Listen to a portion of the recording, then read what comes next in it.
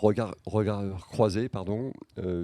Philippe, je te laisserai introduire, mais je propose qu'avant de démarrer ce regard croisé sur le rôle du chargé d'affaires de demain, nos invités se présentent. Ok, ben donc je commence. Donc je suis Thomas Garmier, je suis le dirigeant et le fondateur de la société The Great Hospitality, qui est plus connue sous le nom de TGH. Et notre métier, c'est d'aménager des espaces qui reçoivent du public, des restaurants, des hôtels, et par extension des résidences de touristes, des résidences étudiantes, du co-living, du coworking, toutes les formes de lieux en fait, qui accueillent du public et qui nécessitent d'être aménagés pour ce faire. Donc on n'est pas fabricant, on n'est pas fournisseur. Par contre, on travaille pour des porteurs de projets, investisseurs, propriétaires, et on leur amène des services à la manière d'une entreprise générale pour équiper et mettre en exploitation le lieu, en l'occurrence qu'ils ouvrent ou réouvrent après une rénovation. Donc ça va, j'allais dire, de services d'accompagnement à la conception pour faire en sorte que l'outil de travail fonctionne bien, jusqu'à des choses plus concrètes comme la réalisation, donc sourcer des fournisseurs, passer des bons de commande, livrer, etc. Et puis aussi, on a une troisième partie de notre métier qui est vraiment une phase logistique où on va installer et livrer clé en main un lieu prêt à être exploité. Et ça, c'est un service globalement rendu ou alors à la carte en fonction des besoins de la personne qui est en face de nous. La société a 7 ans, on est 15 aujourd'hui, le siège est à Lyon et on a une filiale à Paris dont je m'occupe. On fait un peu plus de 12 millions d'euros de chiffre d'affaires et on travaille vraiment dans le monde entier en accompagnement des clients, là où ils nous emmènent. Donc parfois, on a la chance de visiter des endroits exotiques et d'autres fois, on est plus régionaux. Arnaud Godevin, directeur de l'ESB, une école que vous connaissez probablement, qui a été longtemps parisienne, puisque à Paris jusqu'en 1993 et maintenant à Nantes. Ce qui explique que nous soyons en région nantaise, c'est vous en particulier, puisque les industriels et de l'ameublement de surcroît avaient milité pour que cette école aille dans cette région dans laquelle il y avait une densité d'entreprises de l'ameublement assez importante. Une école qui forme des techniciens, qui forme des ingénieurs. Alors je vais anticiper, vous allez me dire pas assez, je suis d'accord avec vous, on ne forme pas assez de jeunes. Simplement, une école comme la nôtre, on pourrait parler de l'ENSTI, Épinal, même combat, très, très, très atypique dans le paysage français de l'enseignement supérieur. Et qui dit atypique auprès des jeunes, d'une manière générale, vous avez les mêmes en principe à la maison. Vous voyez à quel point ils aiment se ressembler tout en étant différents et oser sans vraiment être complètement aventuriers. Et donc il faut dans le paysage national et international montrer qu'en effet, le bois et l'ensemble des métiers qui sont autour sont porteurs d'avenir, à la fois pour les entreprises, mais aussi pour eux-mêmes en tant que citoyens, puisque, je le voyais dans la petite vidéo qui tournait, le matériau bois et les matériaux biosourcés d'une manière générale sont une réponse aux problématiques environnementales auxquelles nos chères têtes blondes sont assez sensibles. L'objectif, c'est de faire en sorte qu'ils soient suffisamment sensibles pour choisir nos formations et répondre aux besoins qui sont les vôtres. Et là, il y a un travail à mener en commun. Je dis et je répète qu'il n'y a pas d'école sans entreprise, mais il n'y a pas non plus d'entreprise sans école. Nos destins sont liés, c'est pas toujours évident. C'est pour moi un plaisir d'être là ce matin, parce qu'à l'invitation des deux Philippe, effectivement, je ressens ce besoin que vous avez d'investir, de capitaliser sur la formation et de faire en sorte qu'ensemble on trouve des réponses. Merci Arnaud. Philippe Denavy, donc je suis le dirigeant du groupe Malvaux. Comme Cathy l'a dit tout à l'heure, je suis aussi le président du groupement Contract, mais j'interviens là en tant que dirigeant du groupe Malvaux, qui est à la fois fournisseur de solutions et de panneaux pour l'aménagement intérieur et extérieur, mais aussi pour la moitié de ses activités agenceurs dans des univers aussi variés que la plaisance, le nautisme, le transport ferroviaire ou routier, mais aussi l'agencement de luxe au travers de l'aménagement d'hôtels principalement 5 étoiles, et avec une clientèle qui de plus en plus internationalise et a besoin d'être accompagnée à l'étranger dans le développement de ses projets. Et cette activité Malvaux Intérieur est dirigée par Edwin Durleman, qui se trouve ici et qui sera ravi d'échanger avec vous si vous le souhaitiez. Prend chez nous une part importante de l'activité. Le groupe s'est c'est 400 collaborateurs, une centaine de millions d'euros de chiffre d'affaires. Et on se rend compte que les segments du luxe sont chez nous les segments qui prennent le plus de présence et le plus de parts de marché. Et pour cela, on a besoin d'avoir des collaborateurs de plus en plus aiguisés, ou capables en tout cas de s'adapter à la nécessité à la fois de voyager, de parler des langues étrangères, mais aussi de comprendre des cultures, de comprendre l'évolution de l'environnement qu'est le nôtre, c'est-à-dire des clients qui sont de plus en plus éduqués et de mieux en mieux formés. Et donc on est au plein cœur de cette problématique du chargé d'affaires, c'est-à-dire comment faire évoluer au sein du groupe les compétences de nos collaborateurs pour qu'ils soient capables d'accompagner ce marché. Arnaud, peut-être commencer par vous. Où est-ce que vous en êtes aujourd'hui sur la réflexion qui vous a été posée, justement, puisqu'on vous a interrogé sur le regard que vous deviez porter sur cette fonction ou sur l'évolution de ces fonctions, de ce métier de chargé d'affaires? Alors effectivement, vous nous avez contacté pour nous dire qu'il y avait une problématique de compétences d'une manière générale et qu'il était souhaitable de prendre le problème à bras-le-corps et de proposer des formations qui soient visibles de telle sorte qu'on attire vers les métiers qui sont les vôtres un certain nombre de jeunes et de moins jeunes, parce qu'il n'y a pas en la matière de limite d'âge pour atteindre des compétences qui vous sont nécessaires. Pour nous, le schéma était le suivant, c'était déjà de bien recenser le besoin, pour différentes raisons. D'abord, monter une formation, c'est long, compliqué. C'est notre métier, vous me direz. Mais en tout cas, ça prend beaucoup d'énergie. Et il est absolument impératif que l'on parte vraiment des besoins. Parce que former des jeunes qui sont à côté de vos besoins, c'est prendre un risque, soit d'une digression de ces jeunes en termes de parcours et qui vont très vite partir sur d'autres horizons, soit effectivement pour vous un travail complémentaire d'accompagnement, de parachèvement, de telle sorte qu'effectivement on tombe pile poil dans ce que vous recherchez. Donc on a avec Philippe identifié une série d'entreprises et on a interrogé pour essayer de comprendre quels étaient d'abord les marchés occupés. Est-ce que l'international prend autant de poids que ce qu'on imagine? La réponse est oui, puisque tous les répondants nous ont bien confirmé ce point-là. Et puis d'essayer de faire exprimer, avec les mots qui sont ceux des entreprises, quels sont les attendus. Là, vous avez déjà un premier point sur le volet commercial. Nécessité d'avoir des jeunes capables de construire des relations avec le client, de le fidéliser, d'analyser complètement son besoin avec les problématiques culturelles, parce qu'aller chercher un marché, j'imagine, en Afrique du Nord, en Asie ou en Amérique, on est complètement sur des registres différents, avec un patrimoine différent qui est à mettre en valeur, avec une capacité à lever des projets qui repose sur d'autres compétences. Des besoins de gestion aussi, c'est-à-dire que l'objectif pour vous, c'est d'avoir des responsables de business unit, c'est-à-dire capables de prendre l'affaire et toute l'affaire dans sa totalité et de veiller à ce que, entre le besoin du client, qui est souvent le prix, le délai, la qualité, etc., eh bien, effectivement, on coche toutes les cases à la fin du projet, que le projet soit bien rentable, livré dans les temps, de telle sorte qu'à la fin, le seul indicateur de satisfaction soit celui exprimé par le client, mais aussi par le patron qui va effectivement pouvoir garantir une rentabilité de l'entreprise. Ce qui est compliqué, entre guillemets, c'est que quand on regarde les différentes cordes qui sont à agiter pour avoir quelqu'un qui réponde à l'ensemble de vos besoins, il y a aussi une dimension fortement technique. Parce qu'il ne s'agit pas uniquement d'aller chercher une affaire, il ne s'agit pas uniquement de négocier avec un client et de le retrouver en fin de parcours. Il s'agit d'être présent à toutes les étapes, de la conception à la fabrication, la pose, l'ajustement qui est systématiquement nécessaire en cours de chantier, soit un client qui évolue, soit des aléas de chantier. Je ne vous apprends rien, vous connaissez ça mieux que moi. Donc on est bien sur différents domaines de compétences, des compétences techniques, des compétences de gestion et puis des compétences commerciales.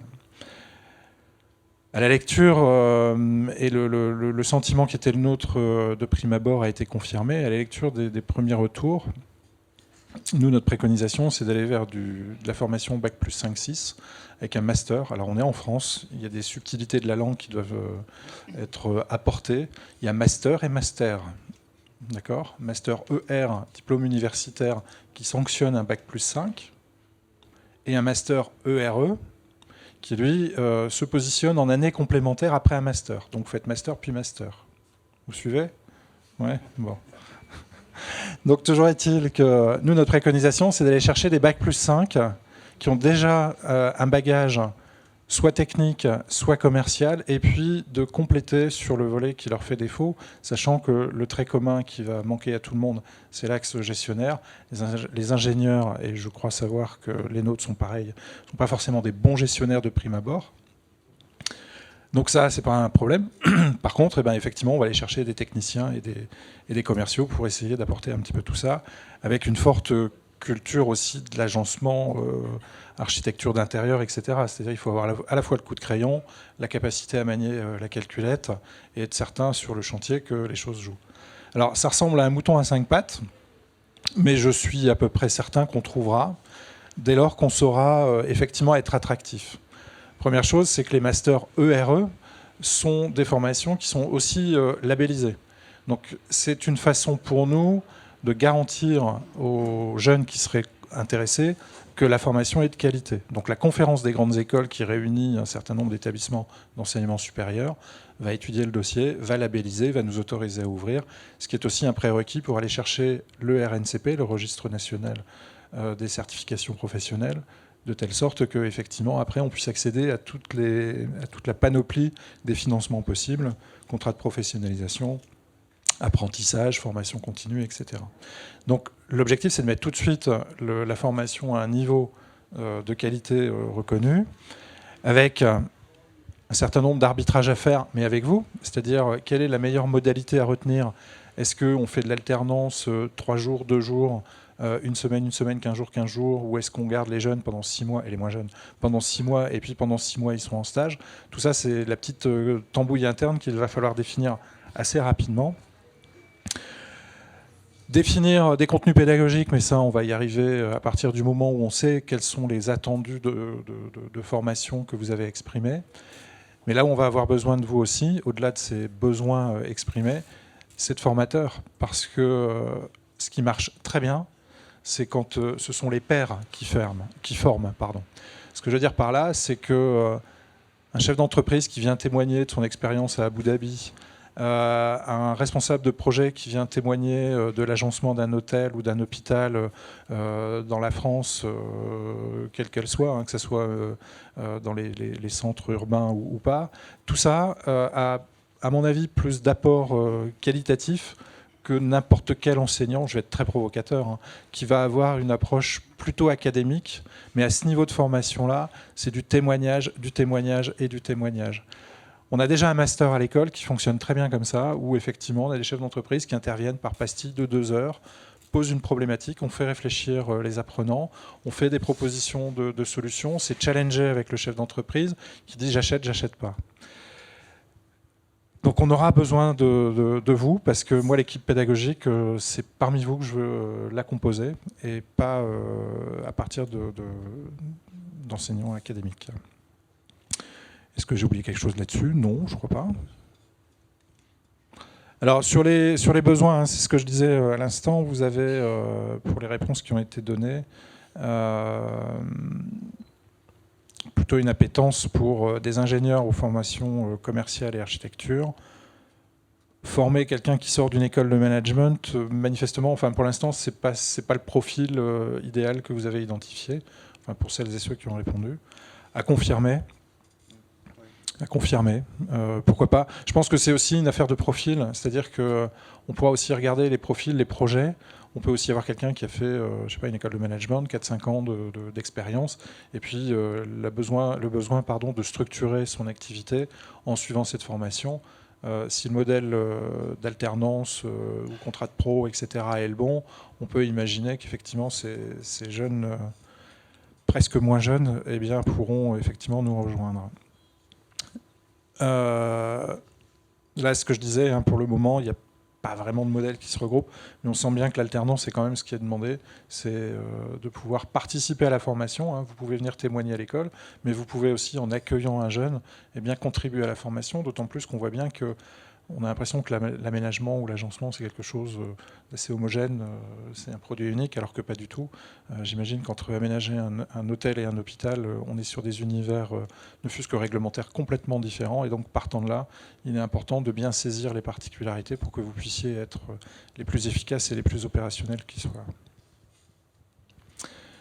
Voilà, donc on va faire là aussi appel à candidature, entre guillemets, à volontariat, plus que candidature, pour participer au pilotage de cette affaire-là. On parle de conseil de perfectionnement, on parle de comité d'orientation pédagogique, etc. Mais il est important que vous soyez à la manœuvre pour que vous nous disiez là où on doit aller. On le fera très bien, on saura très bien décoder tout ça. On a une ambition qui est quand même assez forte, puisque l'objectif, c'est de déposer le dossier pour le mois prochain, le mois de novembre, auprès de la conférence des grandes écoles. Il y aura probablement des navettes entre la CGE et nous pour affiner, préciser, etc. Mais l'ambition, et c'est un peu le challenge que j'ai accepté de relever, c'est qu'on ouvre rapidement. Je pense que vous êtes en recherche d'efficacité. Je pense qu'il y a urgence aussi pour vous d'accueillir des jeunes, ça c'est très clair. Et je ne vois pas pourquoi on attendrait 2023, puisque 2022 est entre les deux. Donc commençons au plus vite. Voilà. Merci Arnaud. Alors, si nous sommes là, d'abord, c'est que nous sommes tous convaincus de la pertinence du sujet. Donc, avant de passer la parole à Thomas, je pense qu'il serait intéressant de reposer la question, puisqu'on entend au travers de la présentation d'Arnaud le fait que même si l'envie ou la nécessité de faire évoluer le métier de chargé d'affaires nous paraît évident à tous, et quand on s'est posé la question, on n'avait que des réponses positives. On a eu, et Arnaud a eu beaucoup moins de réponses de la part des entreprises sur leurs attentes, leurs besoins. Donc j'aurais aimé qu'on profite, avant que Thomas intervienne, pour faire réagir les gens qui participent à la fois dans le webinaire et les gens qui sont présents, et faire réagir sur leurs attentes quant à l'évolution de cette fonction de chargé d'affaires et aux besoins qu'ils ressentent aujourd'hui de faire évoluer cette fonction et la formation de cette fonction. Je donne la parole à Max, par exemple. Max est bien placé pour réagir. Non, mais je vais essayer de préciser, enfin, de mon point de vue, à notre point de vue. Vous avez parlé de deux choses importantes qui sont commerciales et chargé de projet, en fait. Et pour ma part, il me semble que chargé de projet est plus important que la partie commerciale. Mais Thomas dira peut-être ça aussi. Finalement, le commercial, ça n'existe plus vraiment. C'est-à-dire que c'est le chargé d'affaires qui, par défaut, fait du commercial. Mais un commercial qui fait de la gestion de projet, généralement, ça ne marche pas. Donc je pense qu'il faut plus insister sur la partie projet. C'est-à-dire que moi, je préfère qu'on dise chargé de projet que chargé d'affaires, en fait. Parce que la dimension commerciale compte moins à notre sens. L'important, c'est quelqu'un qui arrive à donner, vous l'avez dit, donner satisfaction au client. Et c'est le meilleur commercial qui fait ça, en fait. Voilà, c'était mon avis. Après, j'ai une question quand même pour Thomas par rapport à ça. Est-ce que finalement, on en parlait, la modification des liens et la façon de travailler, notamment par Zoom ou les connexions à distance, rendent pas déjà presque obsolète ce chargé d'affaires? C'est-à-dire, est-ce que toi, tu préfères pas parler directement finalement avec les services techniques quand il faut parler avec les services techniques, avec la comptabilité quand il faut parler des factures? Voilà, c'était aussi une autre question. Alors, ce qui est sûr, c'est qu'on a effectivement besoin de parler à la bonne personne, mais enfin, nous, on a quand même...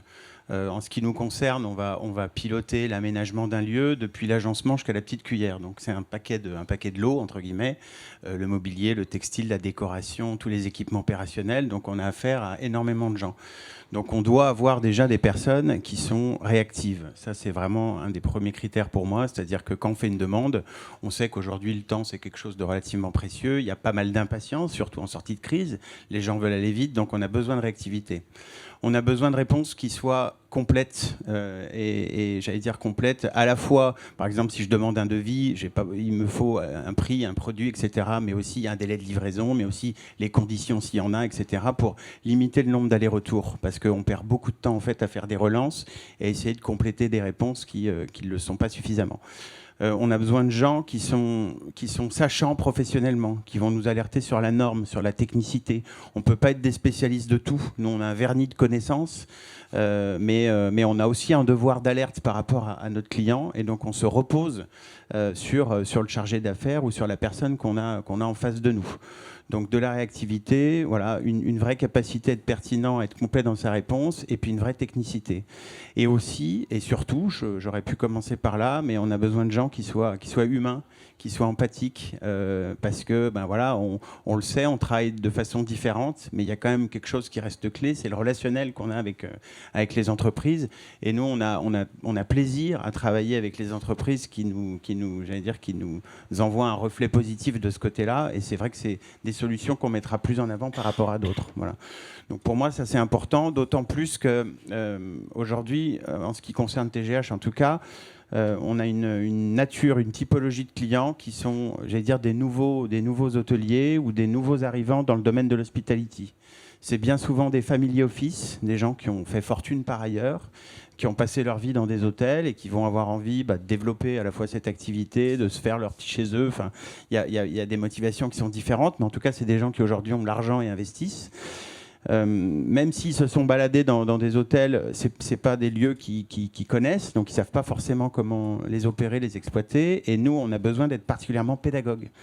Donc on a besoin de leur apprendre les choses. Donc rassurez-vous, ils apprennent très vite, d'autant plus que bien souvent il y a une notion de transmission parce que y a les enfants qui sont associés à l'intérieur, etc. Mais tout ça pour dire que nous, on doit particulièrement expliquer et être fort sur nos appuis, c'est-à-dire proposer des solutions qui sont fiables, quoi. Voilà. Et là, on se repose beaucoup sur les entreprises, sur le chargé d'affaires X ou Y qu'on a en face de nous. Je peux... comment vous avez fait pour recruter, vous? Parce que finalement, vous avez des profils différents dans l'équipe et vous les avez testés à la fois des formations commerciales, des formations d'ingénieurs. Ils font un peu tous le même métier ou il y a des vraies différences? Alors, la formation des gens chez nous, donc c'est essentiellement des bachelors, c'est des gens qui ont fait des écoles souvent de management appliquées au tourisme, à l'hôtellerie ou à l'événementiel aussi, parce que je trouve que c'est la même sensibilité de métier, c'est la même activité qu'on leur demande. Donc on regarde un peu les parcours, mais nous, ce qui nous intéresse surtout, c'est le savoir-être, quoi, hein. Est-ce que la personne traduit l'image que je veux développer chez TGH? Et chez nous, c'est vraiment, voilà, c'est la capacité à s'investir, à être soi-même, entre guillemets, et à projeter quelque chose de très humain, parce qu'on se rend compte que ça fait la différence. Déjà, chez nous, au quotidien, ça fait une grande différence parce qu'on a une ambiance de travail qui est très sympa, et on se rend compte que c'est vraiment propice au développement du business. Donc, on regarde un peu le parcours, mais surtout, on échange avec la personne et on essaye de voir, voilà, si on a un feeling, quoi, tout simplement.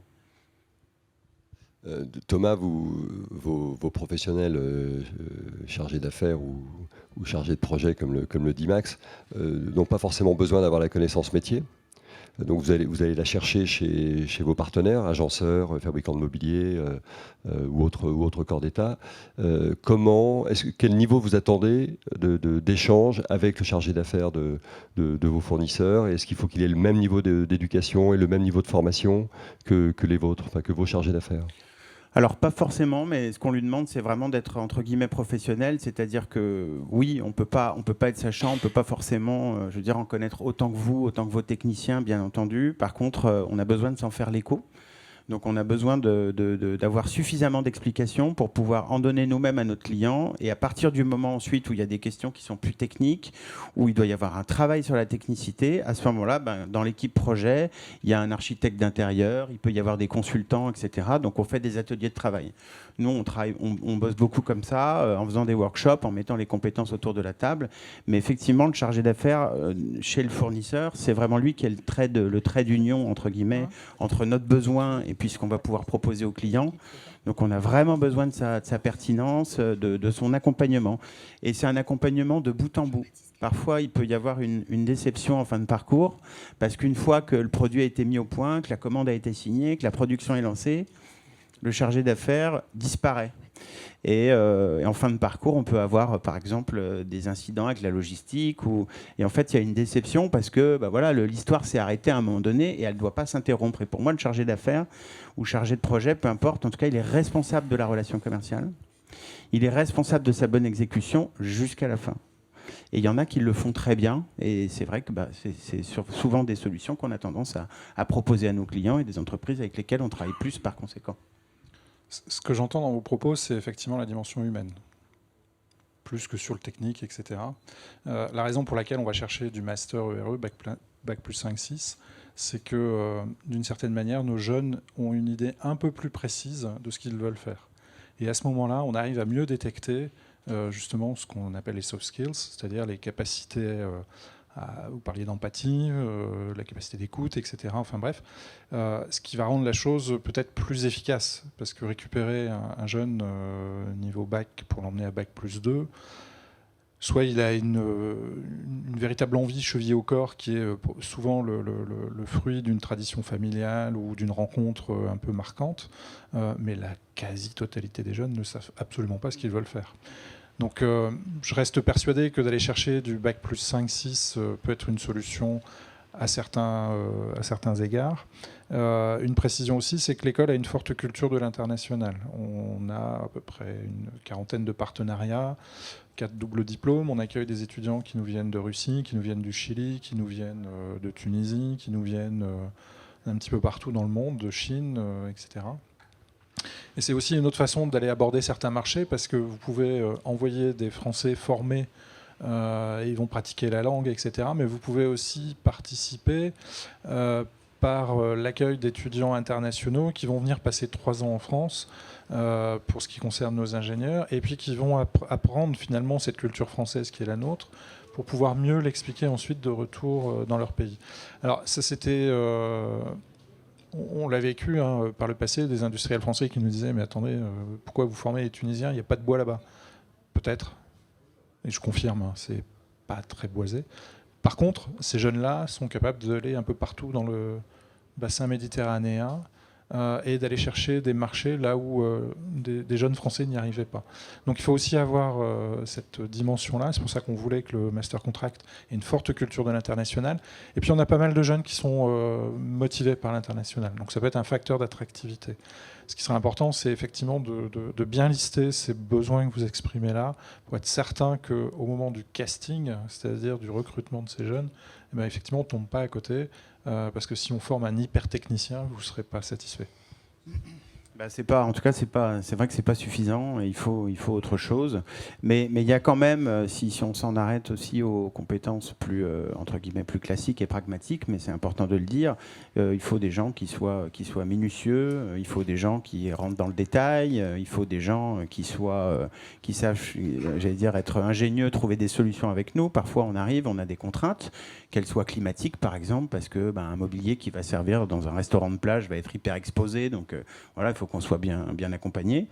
Et puis parfois, on va avoir un challenge financier, par exemple. Donc comment est-ce que je trouve des solutions pour garder le look and feel et en même temps rentrer dans un budget? Parce que nous, on est garant d'un budget, d'un planning et de standards de qualité d'exploitation. Et il faut que l'outil qu'on délivre puisse fonctionner le plus longtemps possible. Donc il y a des enjeux qui nécessitent vraiment de la précision et une vraie dose de savoir-faire en termes de compétences.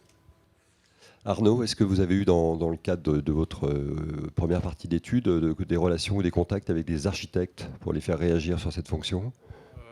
Pas encore.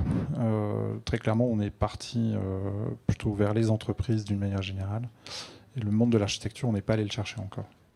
Donc si aujourd'hui, ici dans la salle ou parmi nous, il y avait des architectes qui voudraient réagir sur leurs attentes, ça serait à mon avis très intéressant, puisqu'ils font partie du parcours client et ils sont souvent le dernier lien sur la vie du projet avec l'agenceur ou l'aménageur. Philippe, je voudrais que tu nous parles de... Est-ce que c'est facile aujourd'hui de recruter un chargé d'affaires ou un chargé de projet, premièrement?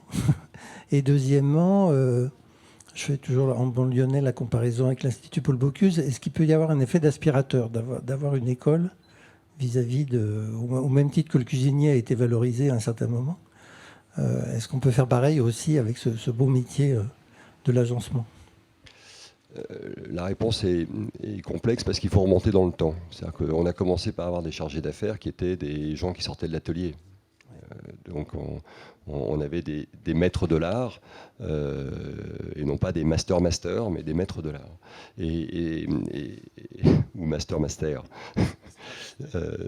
Mais aujourd'hui, c'est plus suffisant. Donc, bien sûr, certains d'entre eux, par leurs compétences, leurs capacités, ont réussi à s'adapter à l'environnement et sont d'excellents chargés d'affaires dans l'univers du luxe, à l'export, à l'international, etc.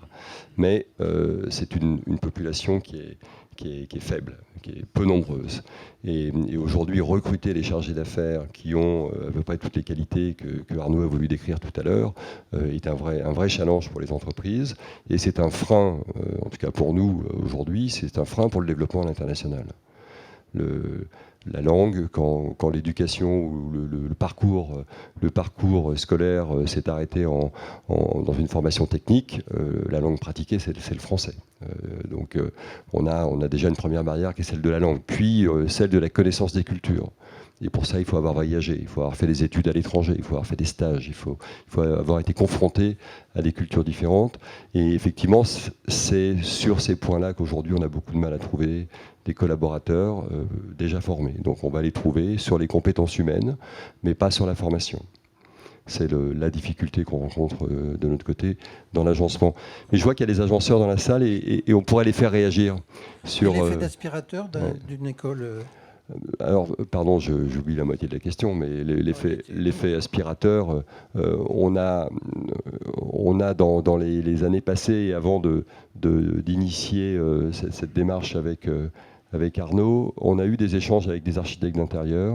Il faut savoir que en France, on a une dizaine d'architectes d'intérieur qui gèrent la majorité, enfin une grande partie ou 80% du volume des projets dans l'univers du luxe. Et l'univers du luxe est amené à partir à l'international, forcément. Il y en a une trentaine majeure à Londres. Donc il y a quelques hommes clés. Quand on parle avec ces gens-là, ils disent mais on a besoin que nos équipes parlent les mêmes langues que vous. On a besoin que nos collaborateurs soient les copains de vos chargés d'affaires, pour qu'ils s'entendent, pour qu'ils parlent la même chose, qu'ils aient le même langage, la même formation. Donc l'effet aspirateur, quand on écoute, on entend ça, il paraît évident. Après, il faut trouver la façon de le labelliser, ou en tout cas de le marketer, pour que les archis se retrouvent, les généralistes, je dirais, les aménageurs plus généralistes se retrouvent, que les spécialistes comme nous se retrouvent dans un sujet commun, en fait, qui est un vrai partage, et former un noyau. Mais le besoin, je pense qu'il est là. Oui. Atelier de la boiserie, comment vous faites pour recruter ? Donc, bonjour, Guillaume Chevalier de la Boiserie. Eh bien, on a du mal, comme le dit Philippe. Donc, alors c'est soit on fait avec les formations qui existent aujourd'hui. Donc, on va chercher des jeunes plutôt techniciens, donc issus en tout cas pour notre part, issus des métiers du bois, voilà, et qui ont une volonté d'aller plus loin sur des métiers type chargé d'affaires, chargé de projet, en tout cas au sein de... Ça sera mieux. Au sein de l'entreprise, les profils sont très techniques, et après ça va dépendre des capacités de chacun. C'est-à-dire que d'autres vont en effet avoir la volonté d'aller à l'international, donc à travers des formations d'anglais par exemple, on va pouvoir compléter leur parcours et donc les envoyer gérer des projets plus à l'étranger, Amérique, Asie. Mais on n'a jamais le profil parfait dès le début, en fait. Voilà. Il y a un noyau qui est commun, donc d'autres ne vont pas vouloir aller sur de l'export, mais vont être très bien pour gérer les architectes parisiens, parce qu'ils connaissent la culture, ils ont un bon réseau, voilà, ils connaissent la typologie des projets.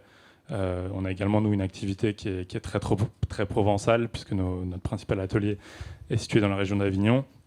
Et là, déjà, on est en France, mais la typologie de projet et la manière de les gérer est déjà différente. Donc, on peut imaginer qu'avec l'international, ce soit encore plus compliqué. Mais toutefois,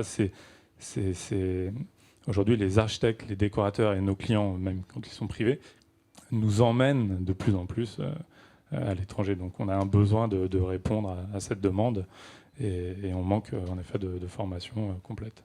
Voilà. Et chez Acta Mobilier ? Oui, bonjour, Antoine Zerro, je suis responsable commercial de la société Acta Mobilier pour les métiers de l'agencement. C'est un petit peu comme pour Atelier de la Boiserie. Nous, on participe à des forums d'écoles d'ingénieurs comme l'ENSTIB, On a des personnes de l'ESB chez nous également. La difficulté justement dans les métiers de l'agencement, comme vous connaissez, c'est vraiment la globalité de l'ensemble du projet de A à Z, et d'avoir des personnes qui sont dans le savoir-être, mais également très techniques, qui sont capables de voyager. Et c'est vraiment un métier qui est quand même très exigeant.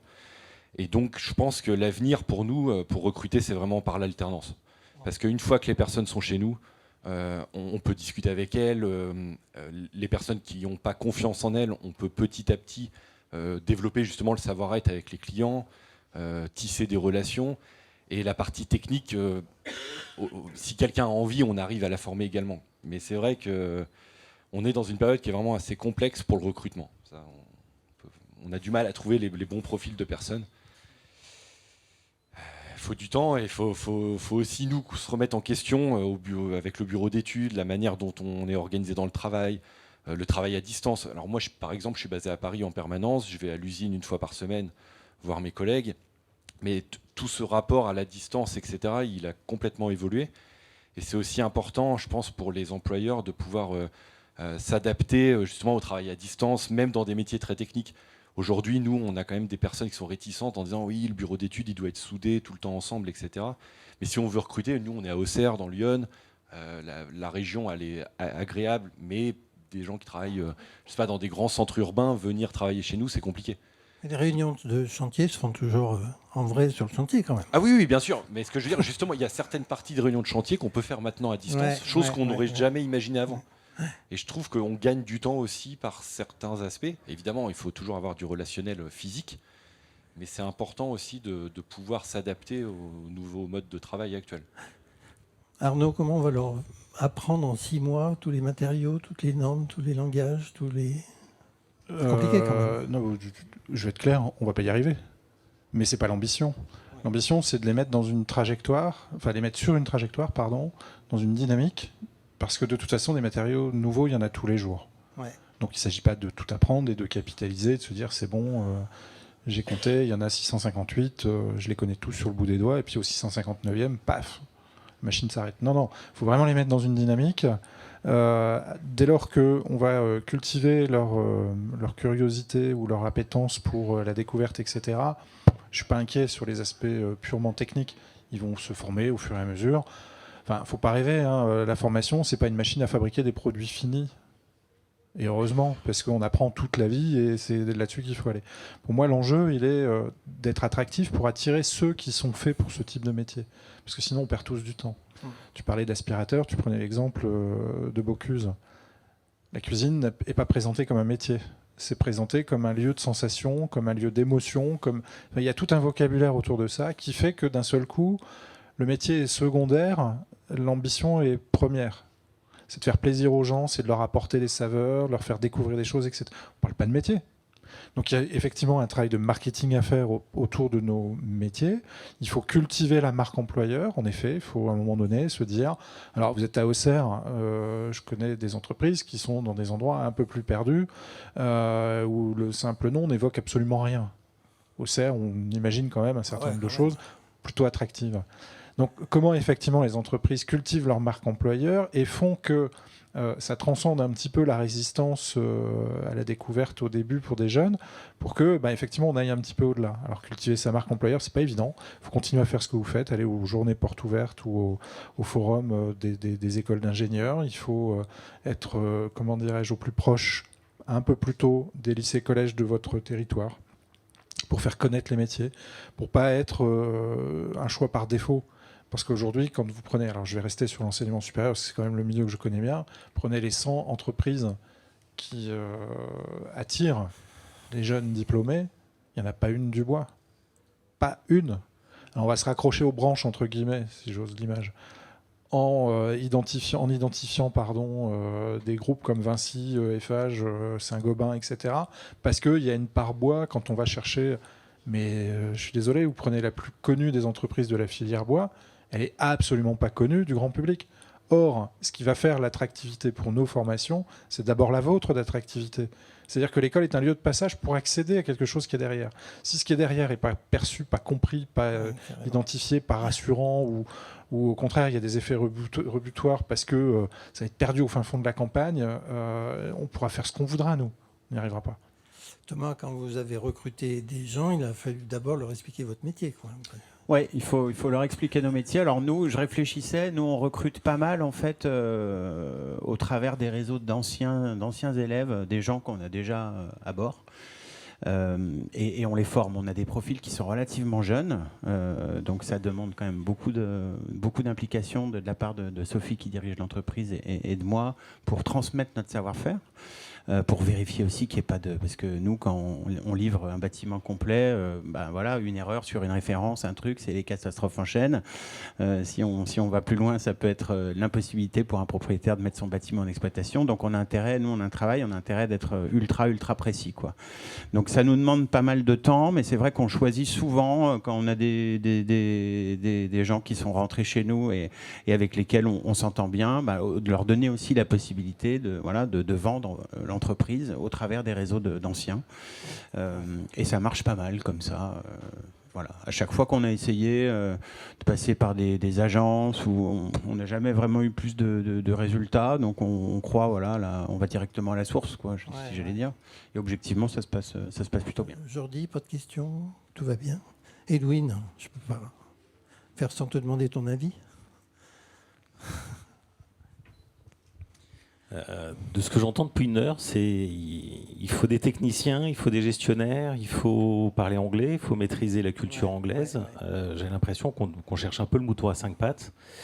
Même si on donne un vernis, il faut quand même une base technique. Notre métier, c'est avant tout un métier de technicien. Et Thomas l'a dit tout à l'heure, on a besoin d'apporter des réponses techniques à nos clients. Techniques, opérationnelles, de réalisation, de conception, de produits, de matériaux, de finition, voilà, plein de sujets comme ça qu'on aborde. Un bac plus 5, bac plus 6, c'est nécessaire dans notre métier, il le faut. Il faut qu'on monte en compétence nos équipes, mais il faut s'appuyer sur la technique, il ne faut pas oublier cette technique-là. Donc c'est pour ça que chez Malvaux, on va aussi chercher les anciens élèves de l'école Boulle. Aujourd'hui, c'est une source d'approvisionnement. Alors malheureusement, il n'y a pas assez d'anciens élèves. Donc c'est dommage, mais voilà, c'est souvent des parcours qui ont commencé tôt, qui s'appuient sur de la technique. Et aujourd'hui, nos bons techniciens, nos bons chargés d'affaires, nos bons chefs de projet, ce sont des personnes qui ont commencé avec des CAP et qui ont évolué, qui ont touché la matière et qui en parlent en tant que passionnés. Voilà.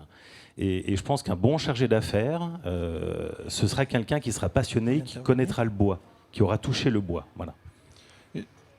Un aspect à ne pas oublier, c'est qu'à partir du moment où vous proposez des formations de type Bac plus 5, quelque part, vous démarginalisez, je ne sais pas si ça se dit, mais vous avez compris le sens, les formations sur le bois. Ce que je veux dire par là, c'est qu'en proposant du Bac plus 2, du Bac plus 3 maintenant avec le bachelor, du Bac plus 5, du Bac plus 6, etc., quelque part, ça devient des choix un peu plus possibles, finalement, moins marginaux, et donc, pourquoi pas. Et ça peut avoir un effet d'entraînement. Tout à l'heure, Philippe parlait d'aspirateur. Je crois aussi beaucoup en cette continuité-là, qui permettra aussi à des techniciens d'aller chercher des métiers de techniciens en se disant, effectivement, on va peut-être parler plus de luxe que de métiers d'aménagement, on va peut-être parler plus d'espaces comme ceux qu'on a là sous les yeux, si c'est effectivement porteur d'émotions. Et chacun peut, à son niveau, trouver des réponses. Donc le but du jeu, c'est de remplir vraiment toutes les lignes de cette stratification des métiers qui vous sont utiles, parce que vous avez besoin du chargé de projet, bien évidemment, mais vous avez besoin aussi du gars qui est dans l'atelier et qui saura régler au quart de poil de mollet de fourmi la machine pour que ça soit, il n'y ait pas de désaffleur, etc. Et donc c'est cette envie de participer à une aventure collective, parce que je pense que des chantiers comme ça, c'est une aventure collective dans laquelle effectivement, le client est un peu la tête de pont, hein, celui qui va rendre la chose possible par son financement, mais c'est l'entreprise qui va concrétiser le rêve qui est derrière, et à tous les niveaux. Donc c'est pour ça qu'il faut qu'on ait un continuum qui peut vous être utile à d'autres niveaux que ceux que l'on vise dans un premier temps. Dit autrement, un master tel qu'on l'envisage, il faut être clair, c'est une cohorte de 10, 15, 20 personnes par an. Par contre, si ça appelle 2 fois ou 3 fois plus de techniciens qui vont aller dans les formations de BTS que vous connaissez, je pense que vous n'avez pas perdu au change. Donc on est là en octobre. L'ESB dit nous on est prêt à y aller, c'est ça? Ah oui, nous on a déjà commencé à rédiger un certain nombre de documents. D'accord. J'ai besoin d'entreprises avec des soutiens. Très clairement, la conférence des grandes écoles veut s'assurer qu'il y ait bien un fondement professionnalisant qui derrière va assurer à ces jeunes une employabilité pour être très pratico-pratique. Donc je vais faire appel effectivement aux entreprises qui souhaitent soutenir le projet. Alors je vous rassure, c'est pas un engagement ferme et définitif, même si ça serait bien que ça le soit quand même, mais un vrai soutien. Et puis très rapidement, de poser les premières réunions de concertation sur les compétences, parce qu'effectivement, de temps en temps, on peut être juste un petit peu à côté, mais vous êtes là pour nous dire de corriger le tir. J'entends plutôt chef de projet que chargé d'affaires, très bien. Et après, il faut bâtir un programme? Et puis derrière, nous, notre métier, c'est de convertir un petit peu les activités. Ce qu'on a besoin surtout, c'est que vous nous décriviez les activités. Ouais. C'est quoi le quotidien d'un chargé de projet tel que vous l'envisagez? C'est quoi sa journée type? C'est quoi les chantiers types? C'est quoi les problématiques types? C'est quoi les pathologies, par exemple? On peut avoir une approche par pathologie. C'est quoi tous les trucs qui surviennent, qui vous empoisonnent la vie? Et comment, effectivement, on leur dit, attention, les pièges sont là, et vous allez faire votre chemin comme vous pourrez pour naviguer entre les pièges. Et là, on a un tout petit peu plus de temps, puisque la conférence des grandes écoles ne demande pas le si et le labus avec l'intégralité des formations, mais bien les compétences visées, les modalités de formation, les modalités d'évaluation, etc. Donc on est quand même grande maille dans un premier temps. Et puis après, la formation va vivre sa vie. Hein. Ça donnerait quel calendrier, ça? Le calendrier, je l'ai annoncé tout à l'heure. L'objectif, c'est de recruter les premiers apprenants en septembre 2022. Donc ça veut dire qu'il faut qu'on puisse faire les premières communications février et mars 2022, sachant que, en règle générale, quand on débute une formation, on ne va pas forcément avoir l'effectif souhaité, donc on aura une année 22-23 qui sera probablement pas à la hauteur des ambitions, et puis après ça va partir. Le master que l'on a actuellement, on a ouvert avec 5 jeunes. Cette année, on est à 11 présents, avec un potentiel de 15-16 sans trop de difficultés. Ce serait à Nantes ou pas? J'ai forcément un tropisme nantais, oui. bien évidemment, parce que ça fait tomber certains coûts, puisqu'on a l'infrastructure, parce qu'il y a le back-office, il y a tout un tas de choses. Mais si maintenant il s'avère que c'est plus pertinent d'être dans le bassin lyonnais, parce que ça permettrait à des entreprises plus nombreuses dans cette région-là d'assurer l'alternance plus facilement et pour les jeunes et pour l'entreprise, je suis contre rien. Voilà, c'est ouvert. Max, une formation loin de vos bases, qu'est-ce que ça vous inspire? Non, mais je pense que les gens bougent après. Justement, si on forme des gens qui doivent bouger, à ce moment-là, ils n'ont pas de problème pour aller de Nantes à Lyon. Je le fais assez souvent, ça se passe bien. Je voulais ajouter 2 choses. La première, vous avez tout à fait raison, Arnaud, c'est-à-dire qu'on ne va pas recevoir des chargés d'affaires qu'on va mettre directement en prise avec le marché, des espèces de choses toutes faites, toutes prêtes à fonctionner, comme on le faisait avant avec les commerciaux, et c'était une erreur, c'est-à-dire que je l'ai faite d'ailleurs, j'ai recruté des commerciaux. Dans d'autres entreprises, on appelait ça des chargés de prescription. Et donc on pensait qu'on recrutait quelqu'un qui était prêt à travailler, ce qui était vrai, avec un carnet d'adresses et que ça suffisait. Et on ne les formait pas du tout aux caractéristiques de l'entreprise, aux techniques particulières des entreprises. Parce qu'on a tous nos techniques de fabrication qui sont un peu différentes, donc on ne passe pas de l'un à l'autre comme ça, c'est pas vrai. Donc, ce que je voulais dire, c'est que le rôle de l'entreprise dans la formation est extrêmement important. C'est-à-dire, on recrute quelqu'un qui sort de votre école, il faut prendre du temps pour le former, ou la former, probablement 1 ou 2 ans, et la faire passer dans les différents services aussi. Je crois beaucoup au fait de faire travailler quelqu'un au bureau des méthodes, pas simplement regarder, travailler, se voir confier des missions de base, mais quand même, pour comprendre comment ça fonctionne. Bureau d'études, pareil, voilà. C'est la première chose. Deuxième chose, il y a un profil qui peut être intéressant, que j'ai testé, ça a bien marché, mais je n'ai pas réussi à garder les personnes, c'est les jeunes architectes d'intérieur, qui ne trouvent pas forcément de débouché, ou qui vont se dire, tiens, c'est un débouché auquel je n'avais pas pensé, c'est un métier plus complet. Et effectivement, la formation d'architecte d'intérieur correspond assez, parce que vous le disiez, il y a le problème technique, le fait de se frotter à tout ça, me semble un bon profil, voilà, auquel il faut peut-être aussi réfléchir. Donc, appel à la contribution? Oui, je vais récupérer la feuille d'émargement et voilà. Je reviens vers vous. Je ne vais pas prendre les noms là maintenant, c'est pas très... Oui, C'est vrai que on a eu peu de retours et c'est difficile de partager profondément, enfin d'aller en profondeur dans une réunion comme celle de ce matin.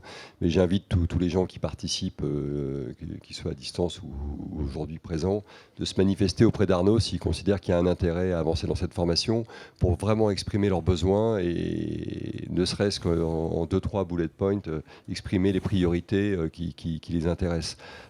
Arnaud est disponible pour aller plus loin dans les échanges et c'est important qu'on puisse échanger avec la profession ou les métiers, puisqu'on a vu qu'il y avait différents métiers qui étaient concernés par cette formation. Et donc, si vous pouvez laisser un message dans le chat avec vos coordonnées pour ceux qui sont à distance et qui sont intéressés d'avoir un échange ou au moins de communiquer quelques informations, faites-le. C'est ce qui rendra cette formation, enfin ce travail utile, c'est de partager. Donc surtout, n'hésitez pas. Il n'y a pas de... On voit que le format est bien avancé, que Arnaud a vraiment travaillé. Et merci Arnaud pour d'avoir déjà fait cette première étape qui est proche d'un produit qu'on pourrait pas qualifier prêt à être mis à disposition de nos étudiants et des entreprises. Mais surtout, manifestez-vous. Et plus vous allez vous manifester, plus on va enrichir cette formation et plus elle va être attirante, à la fois pour nous, entrepreneurs, mais aussi pour les collaborateurs qu'on souhaite recruter. Pas tout de commentaires. Merci, messieurs. On va faire une petite pause, entre guillemets, jusqu'au prochain sujet qui est le retail, à 10h30. À tout à l'heure. Merci. Merci. Merci.